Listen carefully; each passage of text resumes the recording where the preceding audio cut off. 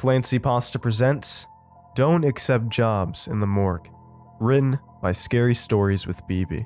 And if you enjoyed this story, feel free to check out the author's book in the Amazon link in the description below.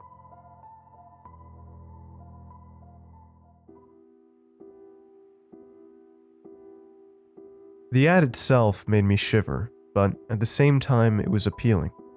It said, "Earn $120 per night as a night guard in the morgue. Apply now." I'd been jobless for a while and had to afford to pay my rent and late bills, and with this kind of pay, I'd be able to live like a king. So I applied hesitantly, half hoping I wouldn't get a response from the company. Not even 2 hours later, I got an email from the employer. "Thank you for applying to our position of night guard in morgue. We are happy to inform you that your skills are suitable for our company and would hereby like to offer you a 1-year contract. If you agree to the terms below, please leave your signature via the online signature website listed below and be at redacted by 10 p.m. tonight. You will receive a payment of $600 weekly on the provided bank account." Tonight? I thought it was a little too soon, but I didn't complain. I didn't know what to expect or who I'd meet there, so I put on my shirt and jeans and went to the address a little early. I was there at 9:40 p.m. and a middle-aged man who seemed to be a morgue worker greeted me. "Hi, Ethan, right? I'm George." He shook my hand with a smile. "I know you were probably sent here on short notice, but the security company whose services we employ was in need of a new guard for tonight's shift right away." "So I'm outsourced from a security company to your morgue?" I asked. "That's right. You work from an outsourcing security company, and from what I hear, they pay pretty well. So who knows, you may get an even better position in the future." He winked. "Right. So, about the duties here," I started. "Oh, that. No big deal, just make sure no one breaks in." He leaned in and said, "Or out." We stared at each other for a moment, but then he chuckled and said, "I'm just kidding. Well, listen, my shift is over, so I'll be going now. Just sit tight in the office and relax until 6 a.m. That's when the first shift arrives here." And with that, he left. I sat down by the desk in the office. I thought this probably isn't going to be so bad. There was a paper in front of me, and after observing it, I realized it was a list of rules addressed to me. It said, "To the new guard, welcome to the company. Below is the list of rules for your job. 1. The first thing you should do is conduct a full sweep of the area to make sure nothing is out of the ordinary, including the crypt. Important note, if any of the body chambers are pulled out in the crypt, push them back in. They should remain pushed in at all times. 2. After the sweep, you may remain in the office until the end of the shift." There were more rules listed below, but I decided to first check the place out. It was fairly small, with one big room that had medical supplies in it, the crypt, and a bathroom. I first decided to get the worst out of the way, the crypt. I left the office and opened the sturdy crypt door, immediately getting hit by a wave of cold air. Inside were 2 body carts in the middle of the room and cold chambers on the walls. All of them were closed, so I hastily left the room.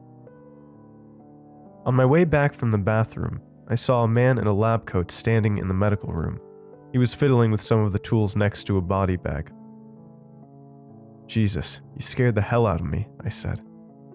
He shot me a bemused glance and kept working. "I thought everyone left already." "My name's Ethan, I'm the new guard," I said, but again, he simply ignored me. I waved my hand in dismissal and returned to the office. I was about to continue reading the rules when there was a sudden creaking sound reverberating throughout the building. It was faint, but it sounded like the pipes.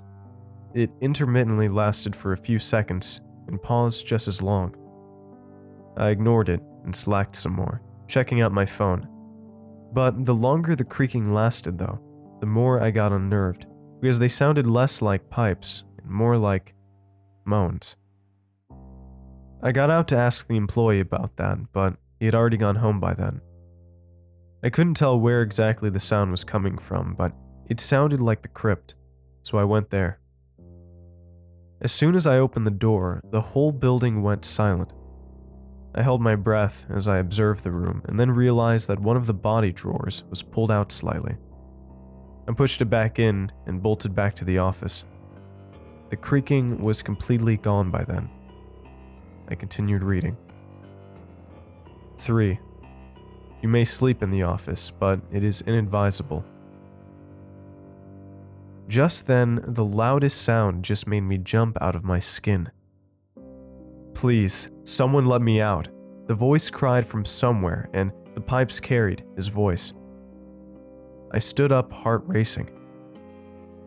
Let me out, I can't breathe, the voice repeated, now followed with a series of loud bangs. I opened the office door, and the screams were apparently coming from the crypt.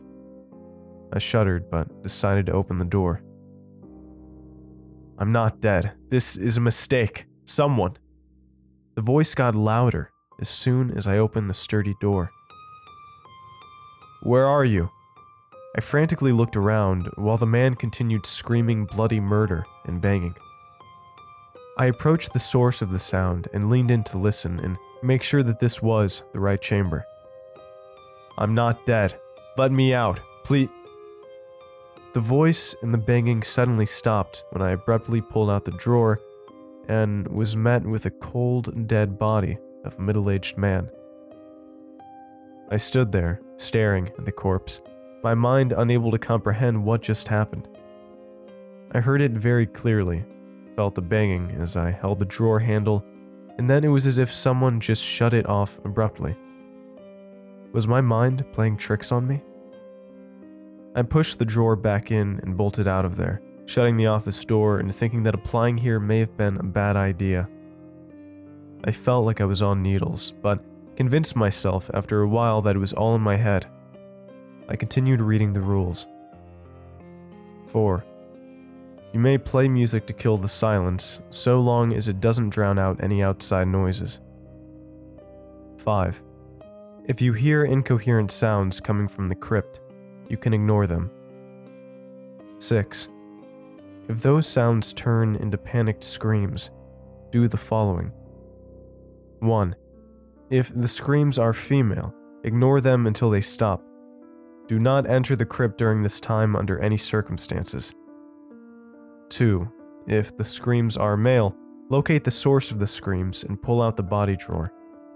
This should stop the screaming. The page ended there. I placed the paper down and leaned back in the chair. It was 1 a.m.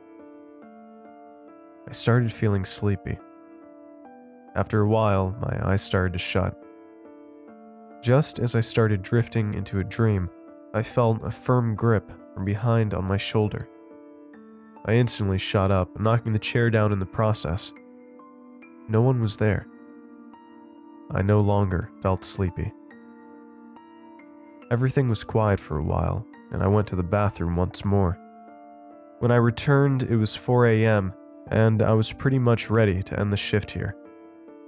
I started thinking how it wasn't so bad for $120, until I flipped the paper with the rules and realized there was something else written on the back.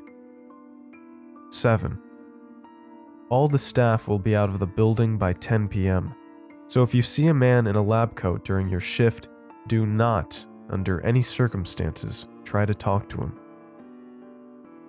I reread the rule 5 times over, but the text remained the same. There was a gentle knock on the office door. I looked up and through the glass I saw the man in the lab coat grinning at me. It's 4:30 now, and he keeps knocking.